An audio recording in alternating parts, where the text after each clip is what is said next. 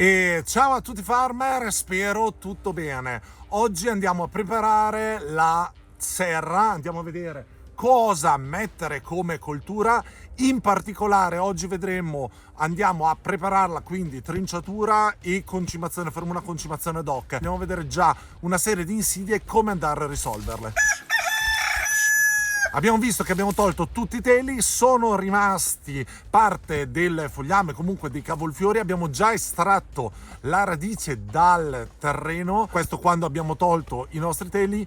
Ci conviene ora andare noi usiamo il motocoltivatore, puoi usare anche un trattore senza nessunissimo problema, nell'andare a trinciare il tutto. È molto importante andare a trinciare i rimasugli, diciamo, degli ortaggi. Questo perché andiamo a fornire materia organica soprattutto alla serra. Nella serra noi non andiamo mai a fermarla in produzione 365 giorni all'anno e quindi non abbiamo possibilità di farla andare in riposo oppure avere comunque dei sovesci. Questo perché per l'economia della nostra azienda agricola la serra è un elemento essenziale e ci serve per anticipare o per protrarre una serie di ortaggi. Protrarli nel periodo invernale, andare a anticiparli nel periodo primaverile. Quindi andiamo a usare il motocoltivatore, ti faccio vedere esattamente come andarlo a settare l'altezza in modo tale da lavorare il terreno ma non danneggiare né la trincia né il terreno. Poi andiamo a vedere appunto la concimazione, che facciamo in modo molto particolare, perché non useremo solo il pellettato ma una chicca che mi ha detto l'agronomo, quindi aspetta qualche secondo. Nel mentre andiamo al motocoltivatore, ma tu iscriviti al canale per rimanere aggiornato su questa serie. Il nostro motocoltivatore è già in campo, andiamo a vedere prima di tutto dove andare a trinciare. Tendenzialmente trinceremo poco dove c'erano gli ortaggi, andremo però a cercare di togliere il più possibile anche queste infestanti. Più o meno vedi che sono riuscito a mettere nell'estrazione tutti i risultanti a confine. Come andare a settare al meglio la trincia? Abbiamo la nostra copertura davanti, la teniamo leggermente alzata dal terreno, io dico 2-3 cm, questo per non andare a scalfire il terreno. Lo facciamo perché non voglio né tirare su troppo polverone né andare comunque a rovinare le nostre mazze. Comunque si parte, si vede il risultato, se il risultato è accettabile si continua, altrimenti ce lo andiamo a settare. Velocità lenta, andate piano, metteteci un secondo in più. Mi interessa in questo istante avere tutto ben polverizzato, perché dopo se andiamo a mettere qualunque telo, insomma il risultato deve essere ottimo, non deve bucarsi il telo.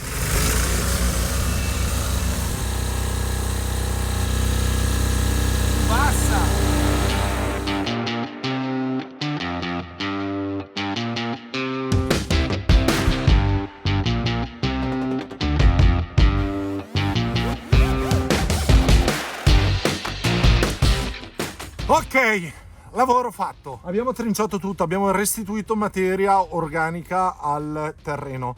Ora andiamo a vedere la concimazione.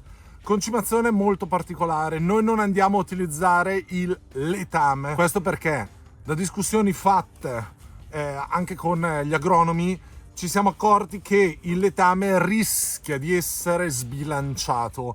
Utilizzare solo letame, come utilizzare solo pollina, magari sei sbilanciato tanto in azoto. Quindi la soluzione migliore sarebbe di solito andare a mixare un concime buono, come può essere quindi lo stallatico, con andare magari a mixare un po' di pollina e magari anche qualcosa di vacca.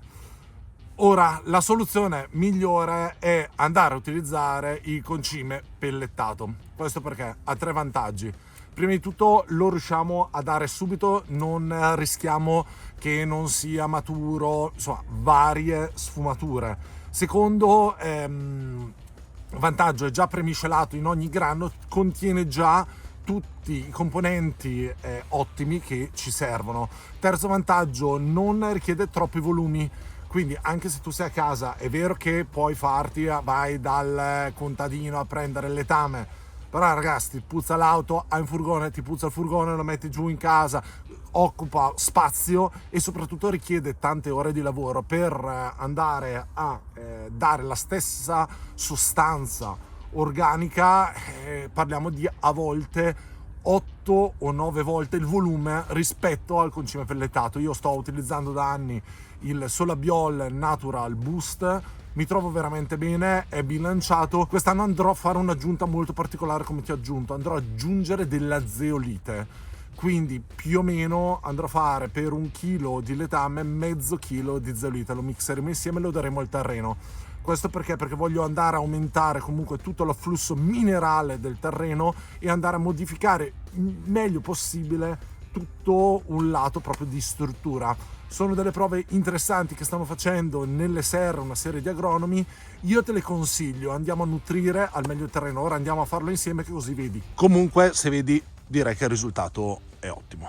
Quindi questo qua è il nostro concime. Ho preso una versione da 5 kg per farti vedere quella che probabilmente si sposa meglio con quello che devi fare nell'orto. Questo qua copre sino a 100 metri quadri. 100 metri quadri di orto è già un bell'orto. Se l'hai da 50 tieni conto che comunque ti serve anche durante l'anno. Noi stiamo andando a fare una concimazione di fondo, di base, dopo andremo a farne un'altra al trapianto e a metà produzione un'altra ancora, appunto, per tenere al meglio il nostro terreno. Andremo a mixare la zeolite, te la lascio qua sotto in descrizione. Ora ti faccio vedere come lo preparo. Nel nostro secchio quindi ho messo sotto il concime, sopra la zeolite. Ora non ci resta che mixare. Se avete 2 secchi, rovesciate uno nell'altro senza problemi.